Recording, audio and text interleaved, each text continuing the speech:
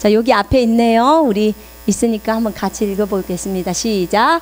각 사람은 부르심을 받은 그 부르심대로 그대로 지내라. 아멘. 아멘.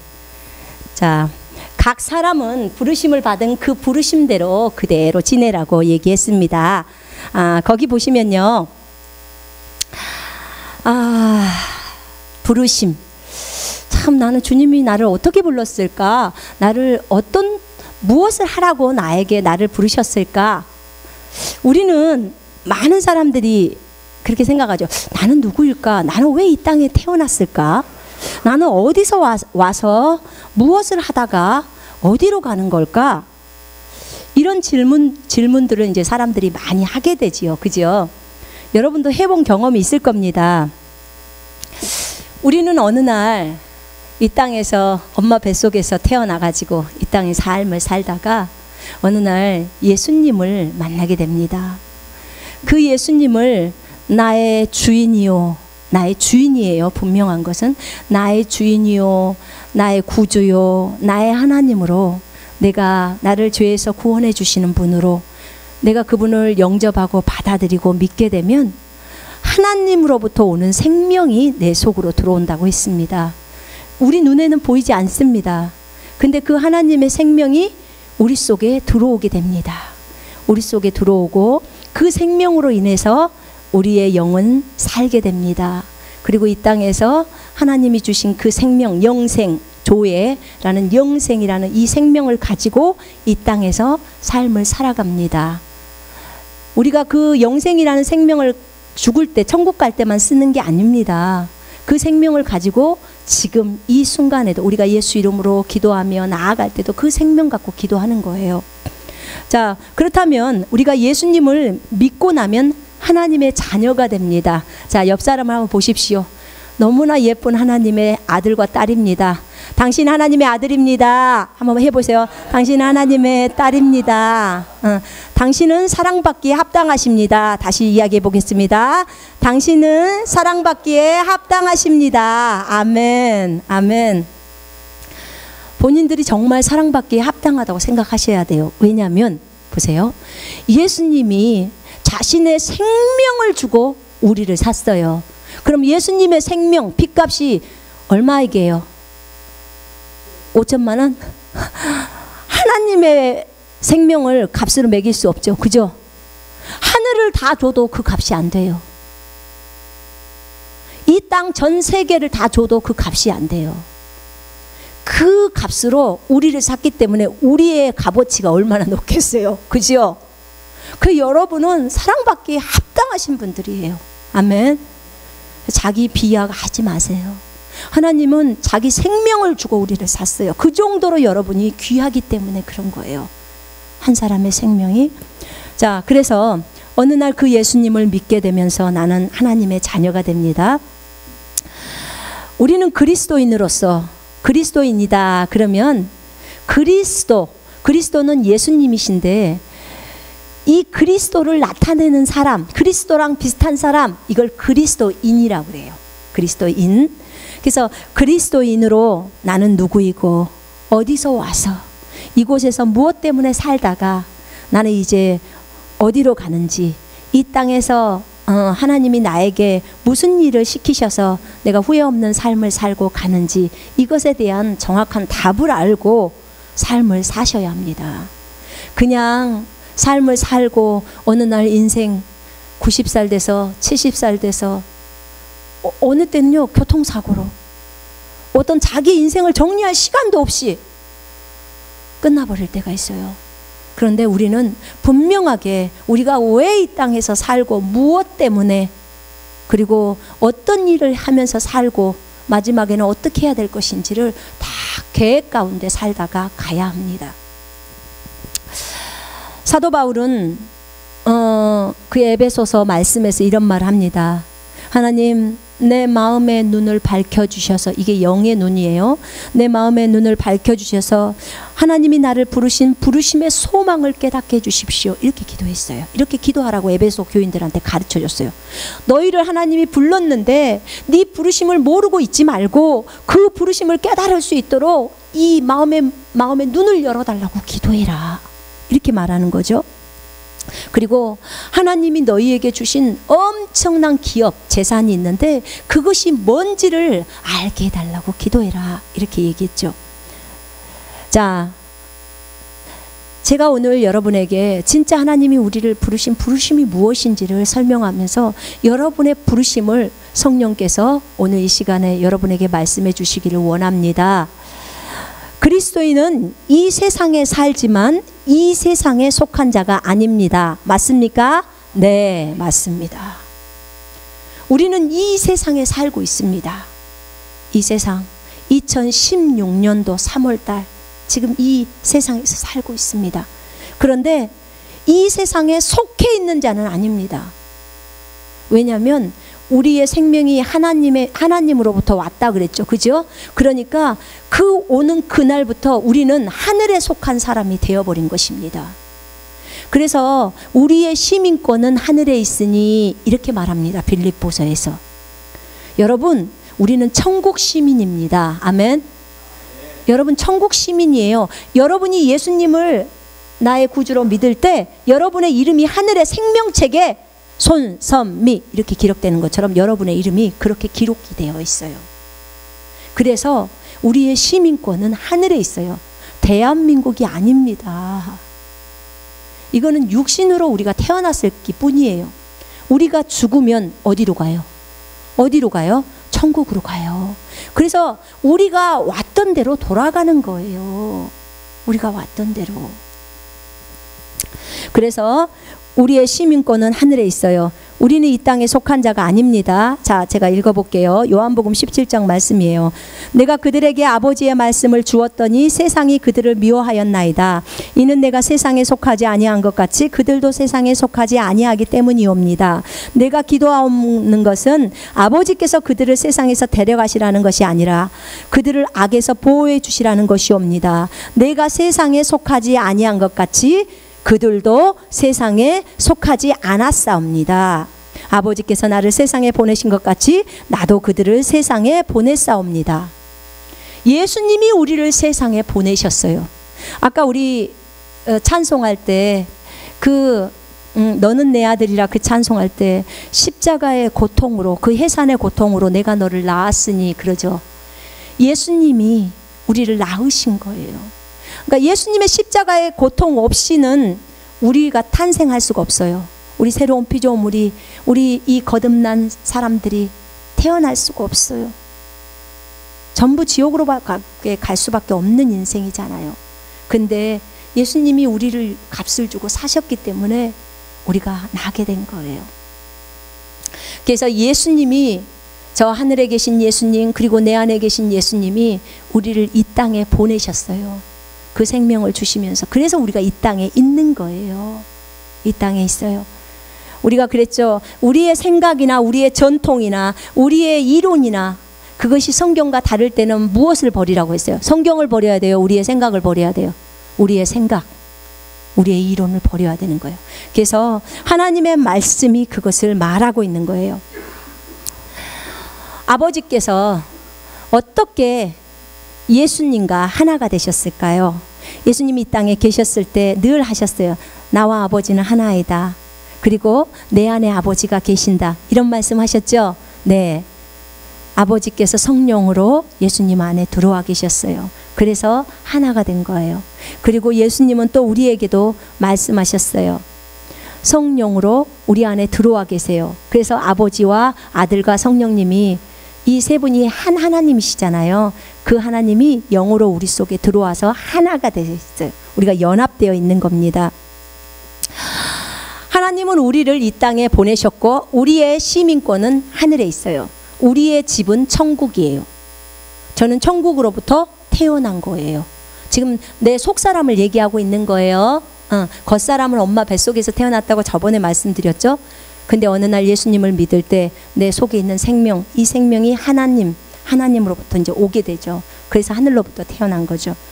그래서 결국은 나중에 하늘로 돌아가는 거예요. 하늘로 돌아가죠. 자, 우리는 세상에서 살지만 세상에 속하지는 않았어요. 맞지요? 우리는 그래요. 그래서 하늘나라에 속해 있기 때문에 하늘의 문화, 하늘의 법칙을 따르면서 살고 있어요. 하늘의 법칙이 성경이에요. 하늘의 문화가 여기에 다 나와 있어요. 그래서 그리스도인들은 모이면 함께 기도하고 찬송하고 즐겁게 하나님을 경배하고 예배하는 거예요. 이게 하늘의 문화예요. 하나님께서는 그렇게 우리를 부르시고 우리를 인도하셨어요. 우리가 살게 된 그 하늘나라, 정말 너무너무 좋은 나라예요. 여러분 가고 싶죠? 안 가고 싶어요? 정말 가고 싶을 거예요. 자, 그래서 그리스도인들은 실제적으로 그렇게 삶을 사는데, 이 땅에 그리스도인이 남아있는 이유가 있어요. 그리스도인이 이 땅에 사실 구원받고 나면 빨리 하나님이 우리를 천국으로 데려가기를 원하시죠. 근데 왜 이 땅에서 이 삶을 살 때 험난한 삶 속에서 이 땅에 우리를 남겨두셨냐면 복음 전파 때문에 남겨두신 거예요. 그래서 모든 그리스도인의 부르심은 복음 전파예요. 아멘. 내가 지금 막 거듭났어요. 예수님 믿었어요. 그 사람의 부르심도 복음 전파일까요? 네. 자, 내가 10년 됐어요. 예수 믿은 지. 저 사람의 부르심도 복음 전파일까요? 예, 똑같습니다. 모든 그리스도인의 그 부르심은 복음 전파예요. 복음 전파. 그러나 방향은 복음 전파이지만 사역은 각각 달라요. 맡겨준 사역이 이걸 통해서 복음 전파, 저것 통해서 복음 전파. 이해되시죠? 자, 내가 학교 선생님이에요. 그러면 학교 선생님이야. 그럼 하나님이 나에게 주신 학교 선생님의 그 은사와 재능을 가지고 학교로 들어가서 학생들에게 공부를 가르치면서 예수 그리스도를 증거하는 게 나의 부르심이에요. 이해되시죠? 자, 이렇게 하나님께서는 복음 전도를 위해서 우리를 부르셨어요. 그런데 이 복음 전도를 하기에 앞서 우리가 좀 알아야 될 게 있어요. 그게 뭐냐면, 그리스도인들은 정말 원하든 원치 않든 간에 두 가지의 삶의 방향으로 가고 있어요. 삶을 살아요. 두 종류인데 어떤 종류냐면 그리스도인의 삶의 방식이 이런 거예요. 첫 번째는 하나님을 자신의 주인으로 모시고 사는 삶. 이런 그리스도인이 있어요. 두 번째 그리스도인은 어떤 사람이냐면 자기가 주인이 되어서 사는 삶. 이게 있어요. 우리는 모든 그리스도인은 이 둘 중에 한 가지를 선택하면서 살아요. 첫째는 예수님이 주인이 되어서 사는 삶. 이 그리스도인에게 만약에 저라면 나에게 있어서 주인은 예수님이에요. 그러나 또 다른 그리스도인은 자기의 주인이 자기가 되는 거예요. 예수님이 아니고. 근데 이 두 번째 그리스도인은 아기예요. 아기. 어린이에 해당되는 거예요. 어린 그리스도인, 성숙한 그리스도인이 아니에요. 그러니까 자기가 주인이 돼서 살아가는 거예요. 그러나 그리스도인으로서 이 땅에 살면서 점점 성장해서 성숙해가는 그리스도인은 주인이 예수님인 거예요. 그 사람의 주인이 예수님. 그 예수님이 주인이 돼서 사는 삶, 그 삶을 사는 거예요. 우리는 처음에 거듭나가지고 우리가 처음에 예수 믿게 된 이유가 뭐냐면 너무 환경이 어려워서 또는 문제가 있어서 몸이 아파서 뭐 사업하다 망해서 여러 가지 경로가 있어요. 그죠? 예수를 믿게 될 때 보통 자신의 문제가 있기 때문에 주님 앞에 나오는 거예요. 근데 그들이 나와와서 이제 저도 마찬가지고요. 저도 일곱 번째 예수님 믿었어요. 그러니까는 많이 거절하고 나서 믿은 거거든요. 그래서 내가 거절한 사람들의 심정은 이해합니다. 근데 예수님을 믿고 나서 이제 감 믿고 점점 하나님에 대해서 배워가고 알아가죠. 알아갈 때 그때 예수님을 막 믿었을 때는 하나님이 나의 힘이구나. 하나님은 나를 돕기 위해서 계시는 분이구나. 그걸 알게 돼요. 그러면서 이제 주님을 의지하고 주님은 나를 돕기 위해서 있는 분 하면서 내가 어려움이 있을 때는 주님께 막 기도를 해. 근데 내가 문제가 없으면 기도를 안 해. 이건 아직 내가 어린 단계라고 생각하시면 돼요. 본인들을 한번 봐보세요. 본인들을 검사를 한번 해보세요. 내가 문제가 있을 때는 하나님을 찾고 내가 문제가 없을 때는 하나님을 안 찾는다. 그럼 나는 아직도 어린 단계에 있구나. 그걸 보셔야 돼요. 그리고 하나님은 내 문제를 해결해 주시는 분, 나를 도와주시는 분, 요것만 딱 생각하는 거예요. 어린 그리스도인의 생각은. 그런데 그러다가 어느 날 우리가 철이 들면 엄마가 불쌍해 보이잖아요. 그죠? 철이 들면 막 안 하던 집안일을 하고 막 그러잖아요. 그런 것처럼 어느 날 정말 내가 예수를 위해서 존재하는구나. 예수님이 나를 돕기 위해서 존재하는 게 아니고 나는 그런 줄만 알고 있었는데 진짜 내가 예수님을 섬기기 위해서 이 땅에서 존재해야 되는구나. 나는 그분을 섬기고 예배하는 자구나. 이것을 이제 발견하는 날이 와요. 그때 주권이 이양되는 거예요. 주권이 이양된다는 말. 내가 주인이다가 이제 이 권리를 주님께 넘겨드린다 이 말이에요. 아, 나는 하나님을 예배하기 위해서 존재하는구나. 나는 하나님을 기쁘시게 하기 위해서 존재하는 그런 사람이구나. 아, 나는 이 땅에서 일을 하러 온 사람이구나. 이걸 아는 날이 와요. 그때부터 여러분은 성숙의 단계로 들어가기 시작하는 거예요. 성장의 단계. 그러면서 그분을 진정으로 나의 주인으로 모시면서 각 영역에, 나의 각 영역, 직업에서, 인간관계 속에서, 집안일에서, 학교에서, 어디서든지 그분을 나의 주인으로 모시고 그분께 묻는 거예요. 주님, 제가 이걸 해야 할까요? 주님, 이거 어떻게 생각하세요? 주님, 제가 저 사람을 용서할까요? 항상 묻는 거예요. 그걸 기뻐하면서 주인께 그 자리를 양보하는 거지요. 이런 삶을 살면서 이제 그리스도인이 계속해서 앞을 향해서 나아가게 됩니다. 나는 여러분에게 진정으로 권면합니다. 예수가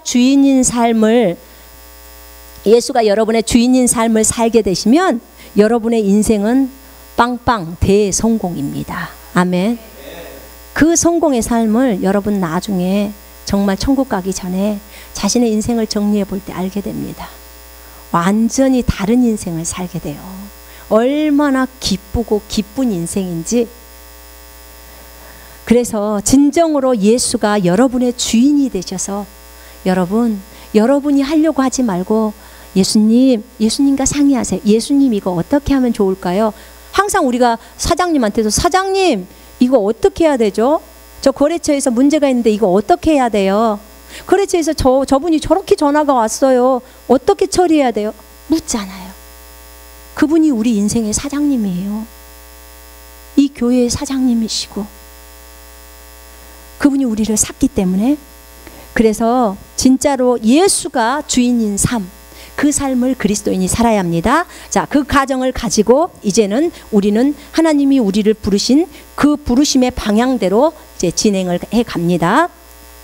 자, 그리스도인들은 모든 그리스도인에게는 부르심이 있다고 했습니다. 첫 번째, 모든 그리스도인의 첫 번째 부르심은 복음 전파입니다. 복음 전파. 이 땅에 우리가 이 땅에 있는 목적, 제가 천국에 갔다 왔다 했잖아요. 천국이 너무너무 좋았다고 했잖아요. 근데 우리가 이 땅에 남아 있어야 할 목적은 정말 한 사람이라도 복음을 증거하기 위함입니다. 복음을 증거하지 않으면 빨리 가셔도 좋습니다. 빨리 가십시오. 너무너무 좋은 곳입니다. 근데 이 땅에 남아 있어야 될 이유는 복음을 증거하기 위함이라는 것을 아셔야 합니다. 주님이 그걸 말했으니까요. 자, 그런데 복음을 증거하려고 할 때 이제 하나님은 구체적으로 그러면 어떠한 직업을 가지고 어떠한 일을 가지고 내가 복음을 전할 것인지를 이제 해야겠지요. 그것을 이제 해야 합니다. 자, 그럴 때 하나님은 우리 각자에게 독특한 사명을 주셨는데요. 어떤 목사님이나 선교사나 이런 것만이 좋은 것이 아니라요. 하나님이 나에게 시키신 그 일이 가장 좋은 것입니다. 하나님이 각자에게 시키신 일.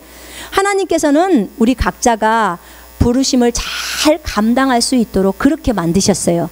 그래서 우리가 감당할 수 있는 은혜도 주시고 감당할 수 있도록 은사와 재능들을 다 주십니다. 아멘. 믿으십니까?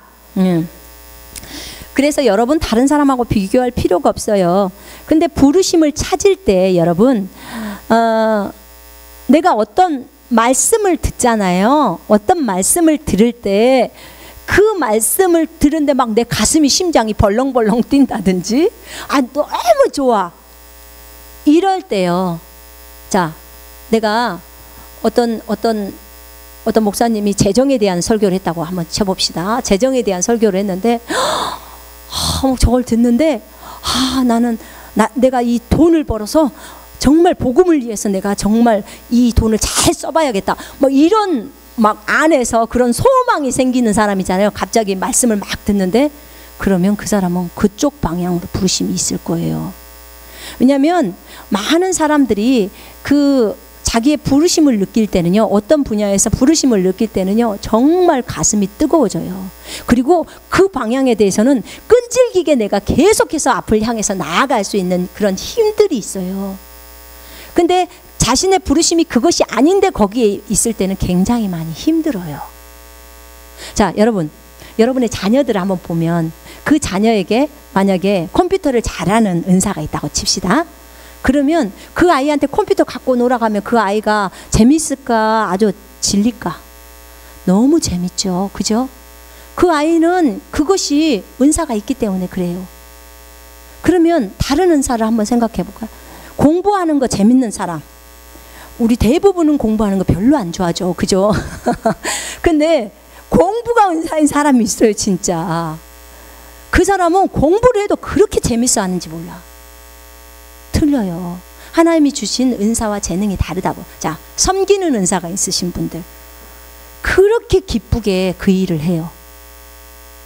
제가 물어볼게요. 손정숙 집사님, 저한테 음식 줄 때 기뻐요, 안 기뻐요? 네, 기쁘죠? 네. 기뻐해요. 왜 그래요? 저분의 은사라서 그래요. 하나님이 저분에게 주신 은사. 은사는요, 그게 힘이 들지 몰라도 기쁜 거예요. 내가 잘할 수 있는 거. 여러분이 잘하는 거 있잖아요. 다른 사람은 잘 못해. 근데 이건 잘할 수 있어. 있어요. 다 달라요. 전부 달라. 그래서 하나님이 그 주신 은사, 그 다음에 재능, 그것을 가지고, 그게 대부분의 부르심이에요. 그것을 가지고 복음을 증거하는 삶이에요. 자, 그런데 거기에서 내가 어떤 메시지를 들을 때 그것에 대해서 팔팔 뛰는 거. 갑자기 메시지를 듣는데 나도 저 선교사처럼 저 회에 나가서 이 복음을 들고 가서 저 영혼들에게 복음을 증거해야겠다. 이런 마음이 들잖아요. 막 이 안에서 막 이런 것들이 올라오면서 막 그런 마음이 들죠. 그 사람 선교사 해야 돼요. 선교사. 그래서 왜냐면 이건 마음이, 그 안에 있는 열정이 일어나는 거거든요. 근데 이런 거 있잖아요. 단순히 나는 어떤 음식도 다 잘 먹어, 그러니까 나는 선교사 갈 수 있어, 이게 아니고, 그게 아니고 진짜 이 안에서 영혼들에 대해서 불타는 마음, 그러면 선교사가 되면 되는 거예요. 하나님은 다 각자를 부르셨어요. 기본적으로 복음 전파로.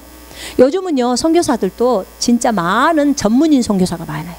제가요, 중국에서 있다 보니까 이제 누군가가 중국에 선교사로 들어간다면, 선교사님 저에게 한 말씀 조언해 주시죠. 그러면 나는 이렇게 말할 것 같아요. 자매님, 형제님, 가능하다면 미용 기술을 배우세요. 난 얘기할 거예요. 미용 기술을 배우라고. 그 다음에 가능하다면 피아노 좀 배우세요. 악기를 배우세요. 그것만, 만약에 당신에게 1년의 시간이 주어졌다면, 이곳에서 준비기간으로 1년이 주어졌다면 당연히 영적인 훈련은 계속 진행해 가시고 악기나 미용 기술을 배우세요. 그렇게 얘기해요. 왜 그렇게 생각하십니까? 제가 10년 동안 거기서 사역을 해보니까 미용 기술 딱 하나 갖고 들어가잖아요. 그러면은 내가 선교사로 들어갈 때 위장을 해서 들어갈 수 있어요. 응? 왜냐하면 정식으로 선교사로 비자는 안 나와요, 중국에서. 근데 위장해서 들어갈 수 있어요. 위장해서 들어가서 미용실을 개업하면 돼요. 미용실을 개업을 하면 돼요. 미용실을 개업하면 한국 미용실이다 그러면은 줄이 쫙 서요. 중국인들이 한류라서. 그러면 그 가격 돈을 받아요. 저기 뭐 세도 나가고 하니까 돈을 받대. 한국처럼 받지 말고 중국 가격으로 받아요. 중국 가격도 머리 한 번 자르는데 6,000원이에요. 우리 한국 돈으로 30원이니까. 그 돈 중국인들이 받는 가격만 딱 받으란 말이에요. 높여서 받지 말고. 딱 받으면서 한국 기술로 잘라주고 파마해주고. 파마할 때 이 사람이 여기 앉아 있으면 어떻게 되냐면 1시간 반 동안은 지는 내 말을 들어야 돼. 그죠? 못 도망가잖아요. 손님이니까 머리 할 동안은. 그러면 나는 열심히 거기서 복음을 증거해 버릴 수가 있는 거예요. 거기서 말로 제자 훈련 다 해버릴 수 있는 거예요. 아주 기가 막힌 기술인 거예요, 이게. 그래서 그 기술을 가지고 들어가면요, 선교사, 자비랑 선교사 얼마든지 가능해요. 왜냐? 돈 엄청 벌거든요. 이 한국 미용 기술이면 돈 벌죠. 그 다음에 영혼들 해서 그 미용실에서 교회가 시작되면 돼요. 거기서 예배가 시작되면 돼요. 그럼 교회를 몇 개를 개척할 수가 있는 거예요. 이게 눈에 보이기 시작하는 거예요. 그 다음에 왜 피아노를 제가 악기를 배우라 그러냐면, 중국 교회는 지금 저희가 거기서 사역해 보니까 제일 열악한 게 악기예요. 가정교회마다 악기가 없는 게 대부분이야. 그냥 3시간을 찬송을 하는데 손뼉만 치면서 불러. 그리고 레파토리가 계속 쫙 있어. 전혀 문제가 없어요. 춤추면서 부르고. 그런데 거기에 악기가 들어가게 되면 더 좋아요. 근데 악기를 자기가 피아노를 만약에 하는 사람이다. 많이 배울 필요도 없어요. 코드를 누를 줄 알고 이렇게 반주를 할 수 있을 정도면, 그 정도로 해서 반주가 자유자재로만 될 수 있다면, 거기 있는 교회에 한 2주씩 아니면 3주씩 가서 연습을 몇 명, 한 5명이나 10명만 시켜요. 거기서. 그렇게 해주는 거예요. 그것도 선교예요. 그러면 그 사람들이 교회에서 반주하는 거예요. 그죠? 그리고 또 딴 교회로 가요. 그런 교회들에서 다 먹여줄 거예요, 아마. 이게 전부 사역이에요. 사역의 분야가, 전문인 사역의 분야가 진짜 많아요. 지금 내가 2가지 얘기했어요. 악기하고 미용만. 컴퓨터도요. 요즘은 컴퓨터가 들어오니까 알아야지. 저처럼 컴맹인 사람이 너무 많으니까 목회자들만을 위해서 컴퓨터를 무료로 가르쳐 주는 거. 저희가요, 중경에 있을 때 한 선교사님이 그 컴퓨터를 정말 전문가로 잘 하시는 분이 계셨어요. 근데 각 집에 고장이 나면 그분을 부르는 거야. 왜냐면 우리가 다 선교사들이잖아. 그러면 정보가 어디 다른 데로 빼내가면 안 되잖아요. 그죠? 그래서 아는 사람을 불러야 되는데, 그 선교사님이 정말 은혜로 계셔가지고 그분이 각 집마다, 그 선교사님은 선교사 집만 돌아다니느라고도 바빠. 고쳐주느라고도. 왜냐면 거기에서 다 복사해서 중국인 애들 가르치는 거 다 거기서 컴퓨터로 빼내잖아요. 왜냐면 다른 데 복사집 가면 다 들켜버리잖아. 공안들한테, 경찰들한테. 그러니까 집에서 작업들을 다 하는 거예요. 정말 저는 이게 지금 중국에서 상황들을 잠깐 설명한 거예요. 그러니까 여러분이, 하나님이 여러분에게 주신 재능과 은사를 가지고 여러분 어디에서든지 복음 전파를 할 수 있어요. 그게 학교든지 아니면 어디든지 가능해요. 자, 그런데 내가 어떤 그런 말들을, 그 메시지를 들었을 때, 내가 만약에 복음 사역가로 부르심이 있다. 그러면 진짜 아까처럼 내가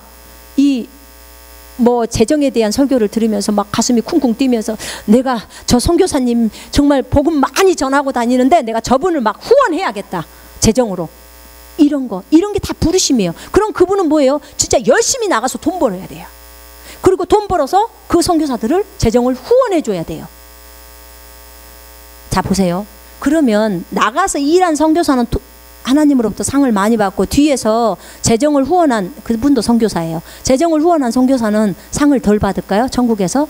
상이 똑같아요. 저한테 주님이 알려주신 게 있었어요. 사랑이가 8살 때였는데, 8살 때 이런 말을 하더라고. 이제 제가 복음을 전하러 목포대학교를 가는데요, 하나님이 나한테 딱 가르쳐줘. 하나님, 진이를 돌봐야 되는데 누가 돌봐요? 그랬더니 사랑이한테, 사랑이가 동역자라는 것을 얘기를 하래요. 그래서 그 어린이한테, 사랑아 일로 와서 앉아봐. 너는 이제부터 엄마랑 함께하는 동역자야. 하나님의 동역자고 하나님의 동역자야. 그러니까 너는 원래 엄마가 돌봐야 되는데 진이를 한 2시간만 네가 진이를 돌봐. 그럼 엄마가 대학에 가서 복음을 증거하고 그 다음에 너는 집에서 진이를 돌보기 때문에 네가 받는 상하고 내가 받는 상이 똑같다고 하나님이 말씀하시더라. 그렇게 말씀하시더라고요. 그러면서 주님이 가르쳐 준 게 뭐였냐면, 이 교회에서, 이 한가족 교회에서 제가 지금 설교를 하잖아요. 그럼 설교하는 제 상이나 오늘 화장실 청소를 누가 담당했던지 화장실 청소를 담당했던 분의 상이나 오늘 음식 봉사를 위해서 음식을 담당했던 분이나 상급이 동일하다는 거예요. 각자의 은사가 달라서 화장실 청소의 은사가 있은 분은 화장실 청소하시면 되는 거고, 음식의 은사가 있으신 분들은 음식으로 형제 자매들을 섬기면 되는 거고, 나는 설교의 은사가 있어서 설교로 섬기는 거예요. 똑같은 거예요. 다른 게 아니에요. 아멘. 그래서 여러분들이 설교하는 사람은 높고 화장실 청소하는 사람 낮고, 절대 이렇게 생각한 건 큰 오산이에요. 하나님 나라는 그렇게 매기지를 않아요, 상을. 하나님 나라는, 하나님은 뭘 보시냐면 마음. 네가 진짜 지금 화장실 청소를 하면서 기뻐하면서 우리 형제 자매님들이 와서 이 화장실을 잘 즐기면서 잘 쓰게 해야지, 그 마음. 그거는 왜냐면 지극히 작은 형제에게 한 것이 나 곧 예수에게 한 것이다, 이렇게 말하잖아요. 그죠? 그렇기 때문에 여러분이 섬기는 것은, 형제 자매를 섬기는 것은 예수님을 섬기는 거예요. 제가 여러분을 섬기기 위해서 이 자리에 설교를 하잖아요. 그것도 예수님을 섬기는 거예요. 여러분이, 왜냐하면 예수님이 우리 속에 들어와 계시잖아요. 그죠? 그런 거예요. 그래서 상급이 같은 거예요. 그래서 각자가 어떤 메시지를, 하나님으로부터 어떤 메시지를 들을 때, 강단에서 떨어지든 성경을 보든 누구랑 교제하든 간에 어떤 부분을 들을 때, 나 이 일을 하고 싶구나, 이 일을 통해서 내가 복음을 증거해야 되겠구나, 저 사람들을 도와야겠구나, 그런 마음이 드는 분야가 있을 거예요. 그게 뭐 정치든 경제든 아니면 교육이든 뭐 문화든 예술이든 다 있어요. 어떤 사람은 뭐 기타를 잘 치니까 나 저기 안산에 가가지고 저기 길에서 기타 치면서 찬양하면서 사람들을 섬겨야겠다. 얼마든지 가능해요. 복음 전할 수 있고. 그죠? 연극을 잘해. 그러면 만들어요. 만들어서 가서 연극하면 사람들 우르르 모이죠. 그러면 복음 팍 전하면 돼요. 얼마나 좋아요. 정말 좋아요. 그래서 우리가 모든 자원을 다 활용할 수 있어야 돼요. 하나님이 주신 것들을. 그래서 그것을 가지고 하나님, 그곳에서 일하는 게 우리에게 향하신 하나님의 부르심이라는 걸 알아야 돼요. 자, 연극 잘하시는 분은 지치지 않아요. 연극하는 거에 대해서. 그죠? 즐겁죠? 즐거워요? 안 즐거워요? 즐거워요. 근데 연극이 은사가 아닌 사람은 진짜 막 어찌할 줄을 모르는 거야. 힘들어서. 그런 거예요. 저한테 컴퓨터를 하라 그러면 저는 진짜 어찌할 줄을 모를 거예요. 정말 취미가 없거든요. 거기에는. 네. 취미가 없어. 아무리 취미를 붙이려고 해도 정말 취미가 없어. 그러니까 은사가 각자가 다른 거예요. 각자가 다른 분야. 그래서 하나님은 전체적인 이 몸 안에다가 각 지체, 우리는 다 지체들이에요. 내가 이 새끼손가락이면 다른 분들은 여기 중지, 뭐 엄지, 검지, 이렇게 해서 우리가 다 하나가 되는 거예요. 하나가. 내가 다 모든 것을 할 수 있을까요? 다 다른 사람들이 할 수 있는 은사를 다 갖고 있나요? 그렇지 않아요. 하나님께서는 골고루 주셨어요. 골고루. 그래서 이 교회에 부족함이 없도록, 이 교회 어떤 부분이 부족하다 그러면 어떤 다른 분에게 그 은사가 있어요. 그분이 그 역할들을 해주셔야 돼요. 그래야 되는 거죠. 자, 부르심을 완성시키는 일에는 쉬운 건 아니에요. 부르심을 완성하는 거 쉬운 건 아니에요. 그러나 어려운 것도 아니에요. 마귀가 방해도 하죠. 그러나 부르심을 완성시킬 때는 중요한 게 있어요. 부르심을 완성할 때는 본인에게 책임이 있다는 사실을 알아야 돼요. 하나님은 우리를 부르셨어요. 근데 그 일이 아직 완성되지 않았어. 아직 끝나지 않았어. 그러면 그것에는 우리에게 그 은사와 재능을 다 주셨기 때문에 책임이 있는 거죠. 왜냐하면 하나님은 우리에게 달란트를 주셨잖아요. 달란트를 주셨는데 하나님이 우리에게 계산하시는 방법은 나중에 맨 마지막에 우리랑 이제 계산을 하시죠. 계산하실 때는 하나님이 우리에게 주신 것을 가지고 계산해요. 예? 달란트를 내가 1개밖에 안 받았는데, 예? 달란트 5개 받은 사람하고 똑같이 계산하실까요? 안 그래요. 틀려요. 이 나라, 이 한국은 시험을 볼 때 국어 시험을 볼 때 우리 동일하게 80점, 100점 맞으면 잘했다 그러죠. 걔는 국어에 달란트가 있는 애들은 잘할 거 아니에요. 그죠? 근데 수학에 달란트 있는 애들은 잘 못해요, 국어를. 근데 그것을 이 세상에서는 동일하게 매기잖아요. 동일하게 따져버리잖아요. 그죠? 그러나 하나님의 방법은, 하나님은 절대 안 그러세요. 하나님은 달란트 1개 줬으면 그 1개 갖고 네가 얼만큼 일했느냐 이걸만 보시는 거예요. 5개 줬으면 더 많이 해야 돼요. 1개 준 사람보다. 이해되시죠? 네. 그래서 하나님의 셈의 방법은 그런 거예요. 근데 하나님은요, 우리에게 부르심을 주실 때 더 높은 차원의 부르심, 최고의 부르심까지 가기를 원해요. 우리가 첫 번째 부르심을 받았다고 해서, 제가 선교사로 부르심을 받았는데, 그러면 내 부르심은 평생 선교사인가? 아닐 수 있어요. 달라요. 이 부르심이 완성하고 나면 더 다른 단계로도 갈 수 있어요. 어떤 사람은 진짜 그 사람 부르심이 평생 선교사로 갈 수도 있어요. 근데 어떤 사람은 선교사다가 사업가도 할 수 있어요. 왜냐하면 달라요. 그 부르심이 끝나고 나면 또 주님으로부터 들어야 되는 거죠. 그 다음에 어떤 사람에게는 또 교사로서 일하다가 또 교장으로 부르심이 있을 수도 있어요. 근데 각자는 최고의 부르심까지 가야 되는데 꼭 주님께 물어야 돼요. 자, 보세요. 예수님, 이 땅에 예수님이 오셔서 하신 일은 가르치시고 복음을 전파하시고 가르치시고 병자를 낫게 하시고 귀신을 내쫓으시고 이런 일 하셨어요. 선한 일을. 그죠? 근데 예수님의 부르심이, 예수님의 최고의 부르심, 마지막 완성의 부르심이 그거 4가지였을까요? 아니요. 예수님의 최고의 부르심, 완성의 부르심은 십자가에 죽는 거예요. 죽고 부활하시는 거예요. 그게 예수님의 최고의 부르심이에요. 자, 예수님이 이 땅에 오셔서 복음도 증거하고 병자도 치유하고 다 잘 가르치고 했어. 근데 십자가에 안 죽었어. 그러면 그분은 부르심에 일이 완성을 못한 거예요. 우리도 우리 거듭나지 못해요. 그렇게 됐으면. 그죠? 그래요, 안 그래요? 이해되세요? 예수님의 최고의 부르심은 그분은 십자가에서 죽어야 돼요. 그분은 죽으러 오신 거예요. 우리를 위해서. 그래야 우리를 사시니까. 에? 우리가 그래야지 하나님의 딸과 아들이 될 수 있으니까 죽으시고 부활하신 거예요. 그래서 그분의 최고의 부르심은 십자가예요. 자, 그렇다면 바울의 부르심을 한번 볼까요? 바울이 사울로 살다가 그렇게 그리스도인들을 핍박하고 잡아 죽이고 무슨 감옥에 넘기고 하다가 어느 날 예수님 만나죠. 길가에서. 만나고 나서 바울이 그 3일 후부터 어떻게 돼요?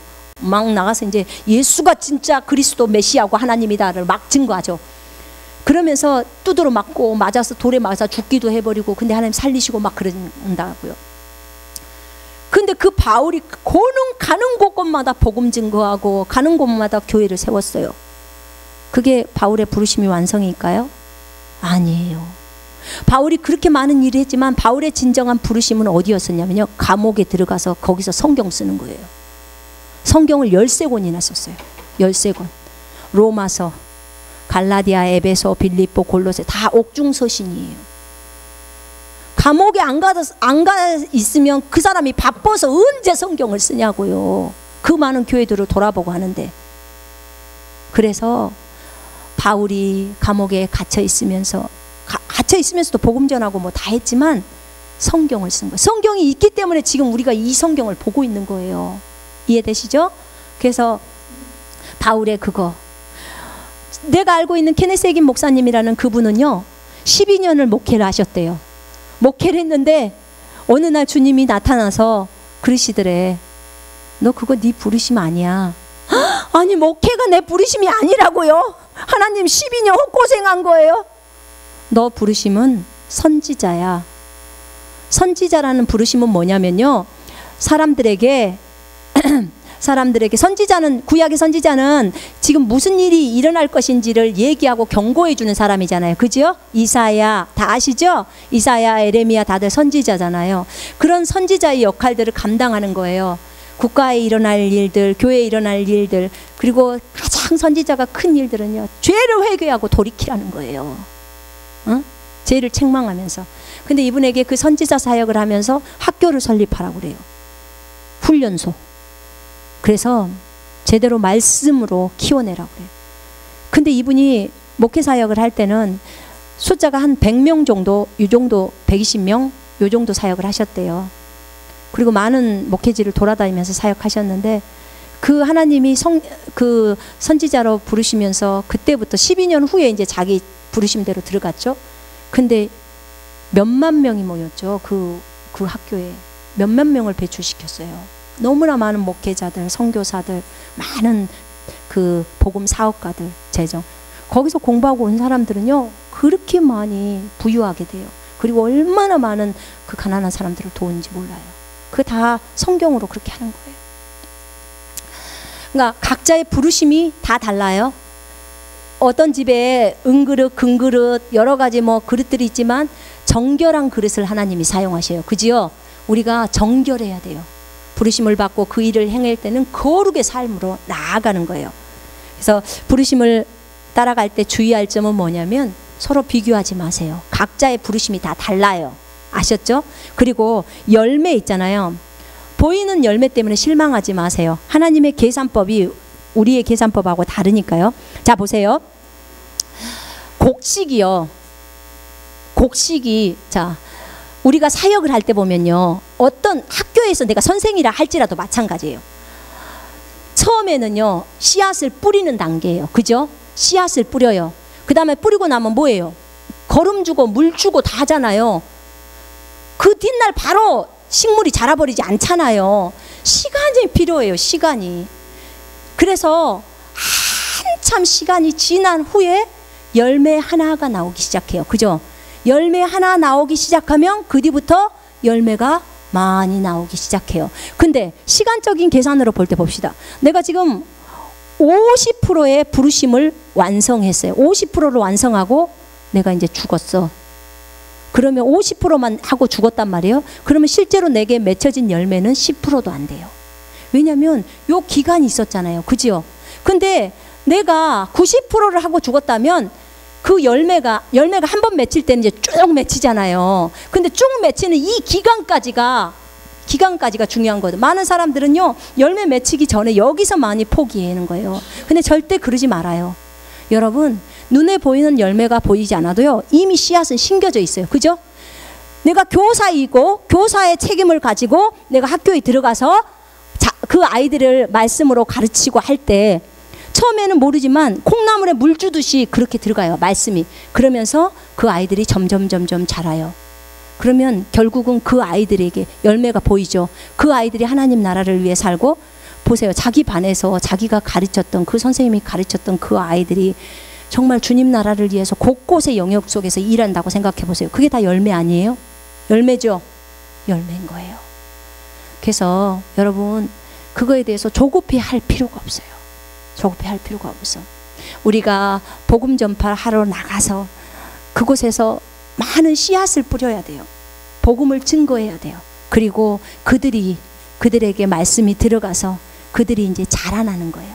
자랄 때 처음에 이 싹이 이렇게 조금 자라나는 거예요. 그리고 점점 많이 자라나는 거예요. 그러면서 나중에는 열매까지 맺히는 거죠. 그래서 그 분야에 대해서 이렇게 두려워해야 될 필요가 없어요.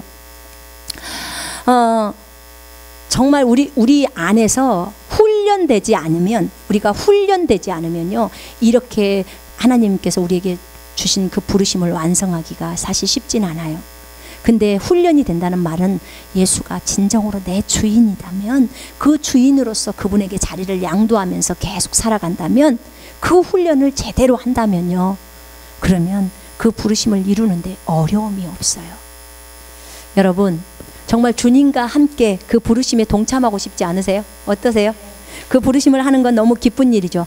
우리는 주님이 우리에게 맡겨주신 그 부르심을 이루려면 중요한 것은 충성이에요. 맡은 자에게 구할 것은 충성이니라. 저 따라해 보세요. 충성. 우리를 사주신 그 주님에게 충성을 다해야 돼요. 그래서 왜냐하면 우린 청지기예요. 청지기. 자, 저 따라하세요. 나는 청지기이다. 나는 주님의 청지기이다. 청지기에게 요청되는 것은 충성이에요. 그러면 청직이라는 것은 지금 잠깐 동안 맡아서 이 일을 하는 거예요. 하나님이 나에게 이 한 반의 영혼들을 맡겨주셨다. 그러면 잘 맡아서 충성되게 잘 돌봐야 되는 거예요. 그게 청직이에요. 주님이 나에게 10억을 줬다. 그러면 그 10억 내 돈 아니에요. 주님 돈이에요. 그죠? 그렇기 때문에 그걸 잘 맡아서 관리해서 이 돈을 잘 불려야 돼요. 그죠? 장사를 잘해서 많은 가난한 사람들을 도울 수 있어야 돼요. 하나님이 나에게 탁월한 IQ를 줬어. 탁월한 지혜를 줬다. 그러면 그걸로 정말 하나님이 나에게 시키신 그 일을 가서 그 일을 해야 되는 거죠. 그래서 정말 중요한 것은 내가 만약에 하나님이 나에게 지금 셀 리더를 시켰다. 그러면 왜냐면 지금 자기가 맡아 있는 그 작은 일부터 충성되게 일할 때 하나님은 더 큰 것을 보여주시는 거예요. 아멘. 그럼 여러분이 화장실 청소를 맡았다. 여러분이 찬양팀을 맡았다. 아니면은 여러분이 여기 안에 청소를 맡았다. 뭐든지 상관없어요. 앞에서 처음 오신 분 전도지를 나눠주는 걸 맡았다. 여러분이 그 일에 충성되게 일하시고 그 다음에 그 일에 주님 앞에 감사하시고 그렇게 할 때 주님이 우리에게 더 큰 일을 주실 것을 믿습니다. 아멘. 다윗이요 골리앗을 쓰러뜨릴 때 다윗이 어떻게 쓰러뜨렸냐면 지가 평소에 훈련했어요. 양을 자꾸 사자들이 채가니까 사자를 죽이는 연습을 한 거예요. 그러다 보니까 이게 너무 쉽잖아요. 사자를 자꾸 죽이고 하니까. 그러니까 가서 골리앗하고 싸울 때 그 큰 거인에게 그냥 돌멩이 하나 던졌는데 여기 맞아갖고 그대로 죽어버린 거예요. 이게 훈련된 거예요. 아멘. 그래서 우리가 그렇게 할 때 주님 만나는 그날 주님이 잘했다. 착하고 충성된 종아. 내가 너에게 100배로 갚아줄 것이다. 너에게 많은 고울을 주어서 네가 다스리게 하실 것이다. 이럴 거예요. 여러분 우리의 부르심은 첫 번째 부르심은 복음 전파입니다. 아멘. 아멘. 자 우리 기도하겠습니다. 이 시간. 자 눈 감으시고